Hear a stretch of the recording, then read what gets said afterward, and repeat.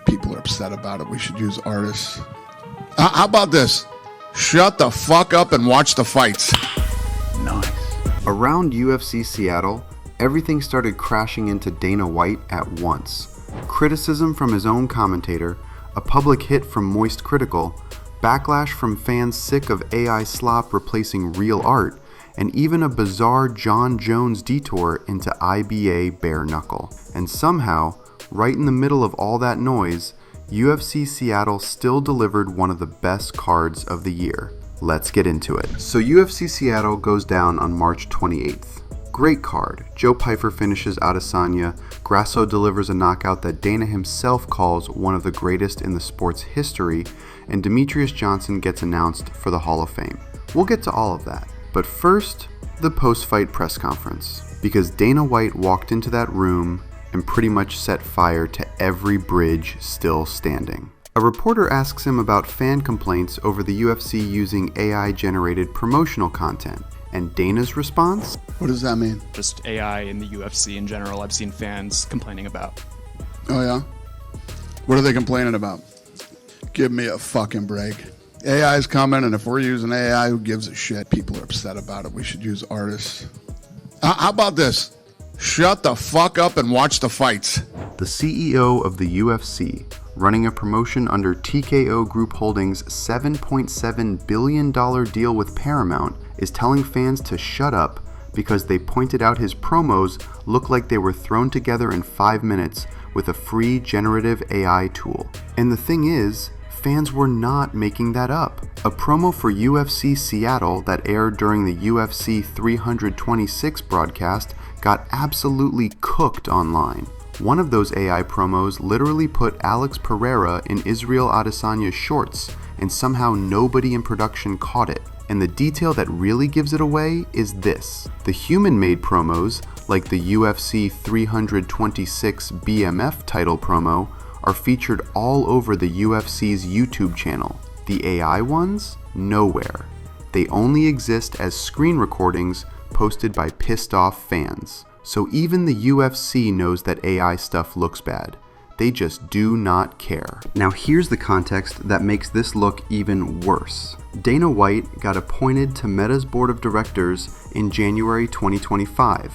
The UFC Apex in Las Vegas was literally rebranded the Meta Apex, and IBM is the UFC's official AI partner, running what they call the UFC Insights engine off more than 13 million data points. So when Dana says AI is coming, he's not just defending one creative decision, he's defending the entire business ecosystem around him. But the AI stuff still wasn't the craziest part of that press conference, because then somebody asked about Jon Jones, and Dana went off again. I know he was never in contention to fight on that White House card. But he did say that he was offered $15 million and it came down to money. Is he lying when he says that? Who gives a shit? I've already talked about this a million times, and John knows what happened. Okay. John knows what happened. You think Jon Jones is clamoring to fight? Like Jon Jones is like, we have to give this guy 3 fights a year if he really wants to fight. Like legally, we have to give him 3 fights a year if Jon Jones is chomping at the bit to fight. And if we don't, we have to pay him. That's a massive reveal. Dana just let it slip that Jones has a clause in his contract requiring 3 fights a year, or the UFC still owes him money either way. And he said it like a guy who's completely sick of having to explain it. And speaking of Jon Jones, let's get into one of the strangest career arcs combat sports has ever seen. Because on the same night Dana was brushing him off at that press conference, Jones was in Saint Petersburg, Russia, hosting a bare knuckle event. Here's how this thing got here. In June 2025, Jones retires as heavyweight champion, vacates the belt instead of fighting Tom Aspinall, and says he's done. Then Trump announces the White House card, Jones comes right back out of retirement, starts pushing for a fight with Pereira, the UFC says no, Jones says they lowballed him, and Dana responds by saying Jones was never, ever, ever even considered. Then on March 9th, Jones fires back with a full statement on X. After everything I've given to the UFC, the years, the title defenses, the fights, hearing that I'm done is disappointing. If the UFC truly feels like I'm done, then I respectfully ask to be released from my contract today. No more spins, no more games. He also said he'd been getting stem cell treatment on his arthritic hip to get ready for a possible return, and that his camp was supposed to start that very day. This is the same Jon Jones who had his share of issues with USADA throughout his career, and now he was gearing up for what could have been a comeback fight, and Ariel Helwani backed him up. The UFC 100% negotiated with Jon Jones to be part of the White House card. Helwani said Hunter Campbell was directly involved in those talks, and his read on it was simple.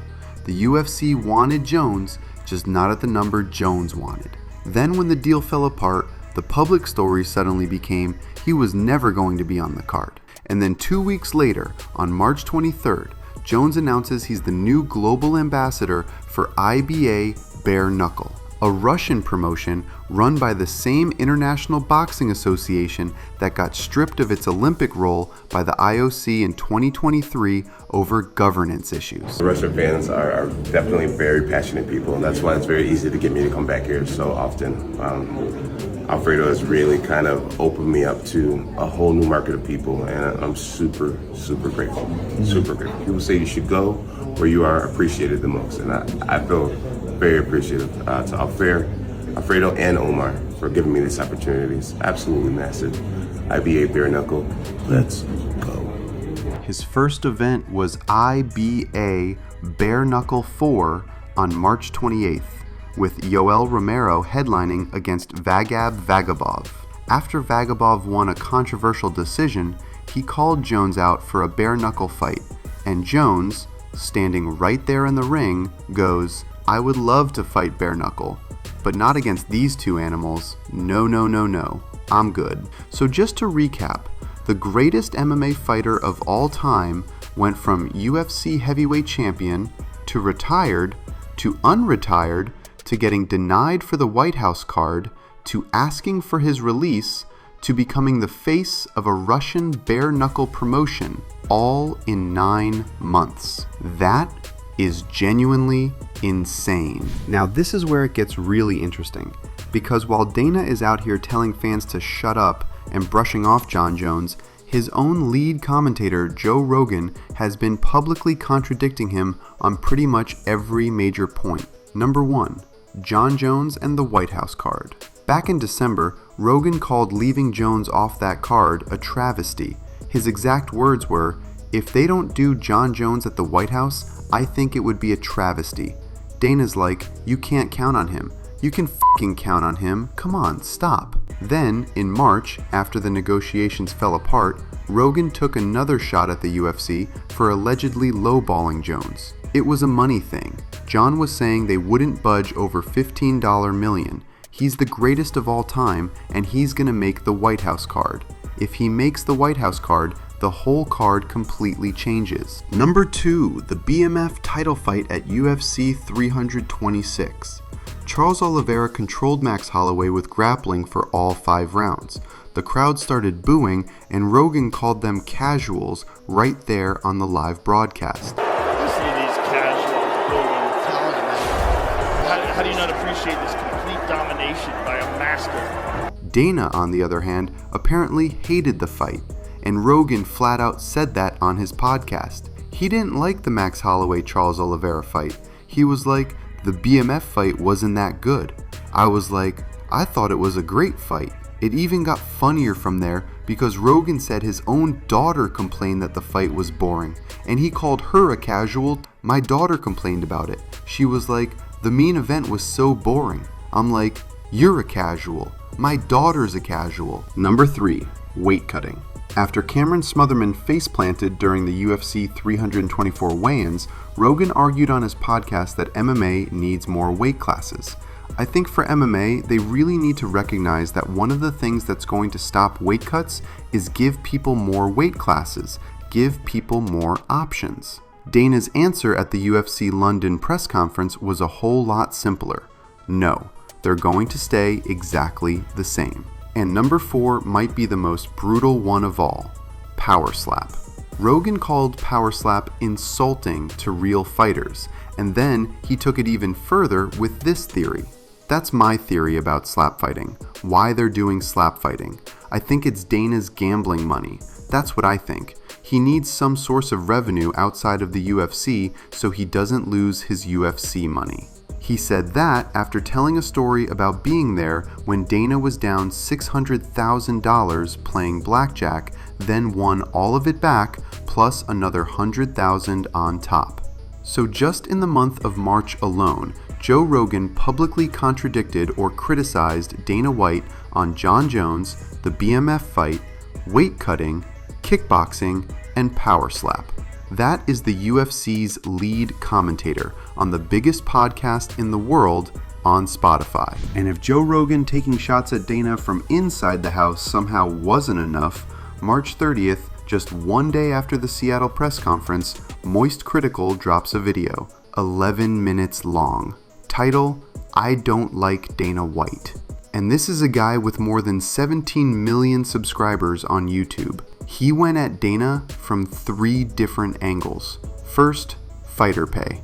He called White a fungus attached to the sport and pointed straight at those entry-level contracts where fighters make $12,000 to show and $12,000 to win.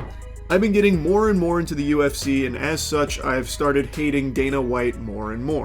You unfortunately have to pay more attention to this fucking fungus. How he refuses to pay his fighters appropriate wages. It is sickening how underpaid the athletes are in the UFC. Dana White should be in handcuffs right now for that kind of shit. It's fucking disgusting. Second, and this was the clip that really blew up, he brought up that podcast story where Dana talked about moving his wife's C-section early because the due date conflicted with a Chuck Liddell fight. Now, what he's also now just said publicly about what he made his wife do in regards to the birth of his child to compensate his schedule. My son Aiden, when she was pregnant with him, the due date was the Chuck Liddell fight. Oh, Lord. And I said to the doctor, this ain't gonna work. This doesn't work for me. Man. So we scheduled a C-section to take him early. Right. Hey, the baby's due. Let's go. But y'all did a That was supposed to be scheduled Saturday on the fucking Chuck Liddell fight. That was the date that they pinpointed. Right, you're like, nah, this ain't gonna happen, Jack. It's not gonna work for me. This story is just vile. He jeopardized the safety and the health of not just his wife, but also his fucking baby, so that way he could go to the Chuck Liddell fight. And they're talking about it, like joking about it, jovial, like it's not something super serious. That's a huge deal. That's crazy to me that anyone's looking at this as anything other than just downright evil. And third, the AI rant. He called it the most unsurprising statement ever, and his closing line pretty much said the quiet part out loud. Dana White doesn't even pay the fighters. You think he cares about paying artists? Absolutely not. This fucking goober, this goddamn zombie would 1000% be using AI fighters if he could to save even more money on it. Just shut up and consume our slop. Just watch our AI and put your thumb in your mouth and be done with it. Naturally, that's what Dana White is going to say about it.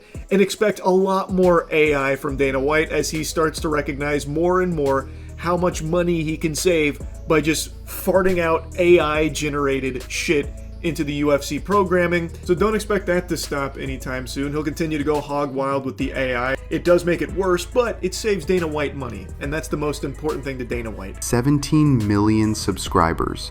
That video is going to do serious numbers, and it's a pretty clean snapshot of how a huge chunk of combat sports fans feel about Dana White right now. Now, through all of that mess, the card itself was fire. UFC Seattle delivered what might be the best Paramount era event so far. We covered the full card in the last video, but here are a few reaction clips from around the Adesanya vs Pyfer fight. Francis Ngannou posted an Instagram story. Watching Izzy fight last night was heartbroken. Oh, reminds you how ungrateful this sport is. You know, sometimes it's good at you, sometimes. Daniel Cormier broke down Adesanya's performance after the fight. He fought well in round 1. He was fighting well in round 2. But then for some reason he decided to kind of say, you know what? Shield in the middle. Let's stand on it and let's trade. When in reality, that was probably the best way for Pyfer to get a victory. because then he could reach him. Joe was missing with a lot of stuff early, but Izzy then ultimately chose to fight him in a way that gave Joe a chance to do exactly what he did. So Izzy will have some questions when he goes back and watches this, but ultimately the night belonged to Joe Pyfer. And Demetrious Johnson posted his live reaction to the finish.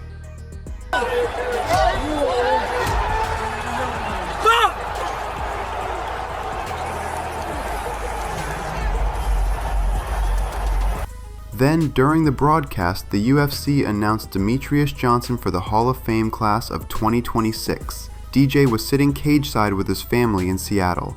11 straight title defenses, still the record, and now the first flyweight ever inducted. Dana put it like this: Demetrious Johnson is the greatest flyweight of all time.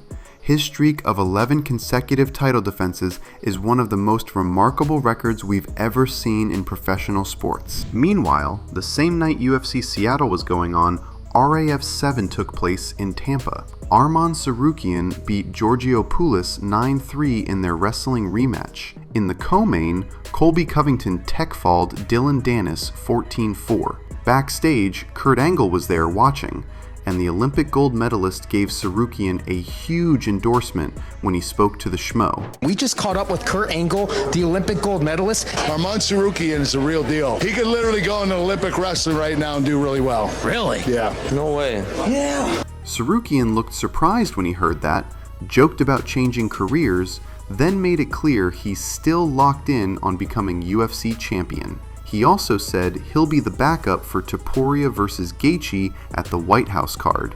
I'll be back up for Ilya's fight in case anything happens. Then, just hours after the event, Hype FC announced Tsarukyan vs. Dylan Dennis in a submission-only grappling title fight on April 8th in Sao Paulo. This guy is 8-0-1 in non-UFC bouts over the last 12 months. He's competing everywhere except the place where it actually matters. He submitted Mokaev, beat Poulos twice, beat Lance Palmer, and now he's headlining in Brazil while the UFC keeps him sitting on the shelf. As for Covington, he told Red Corner MMA he's done with the UFC. It's going to be, or can we expect you to see you back in the UFC soon? Yeah, I'm all in on Real American Freestyle, man. I've invested my own hard-earned money into Real American Freestyle. I want to see this platform grow into the greatest combat sports league in the world. So I'm all in on Real American Freestyle. This is my first passion, was wrestling, so I'm going to get back to my roots. I did everything I needed to do in the UFC. I won a world championship,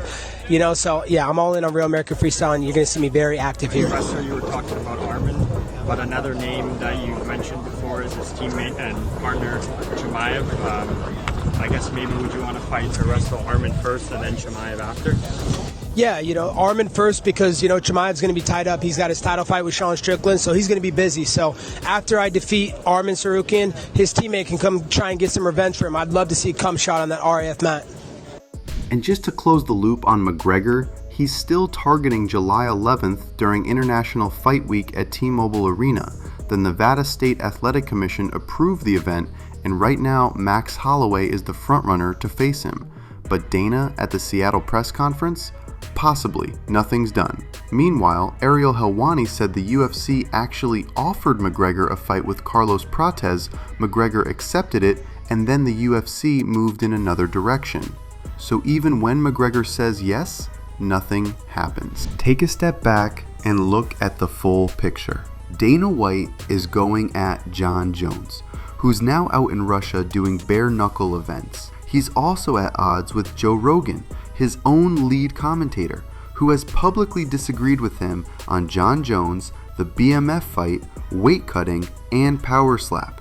He's fighting with fans over AI promos while paying fighters 12 and 12. He's got a YouTuber with 17 million subscribers calling him a scumbag and a fungus. His #1 lightweight contender is competing everywhere except the UFC. His biggest star hasn't fought in 5 years, and somehow the update is still nothing's done. And through all of it, the answer never changes. Shut the fuck up and watch the fights. The fights are great. UFC Seattle proved that. But the story around the UFC has never felt this split, this messy, or this all over the place. Dana White is still in charge. That part's obvious. The real question is whether anybody's still listening. I'll see you in the next one.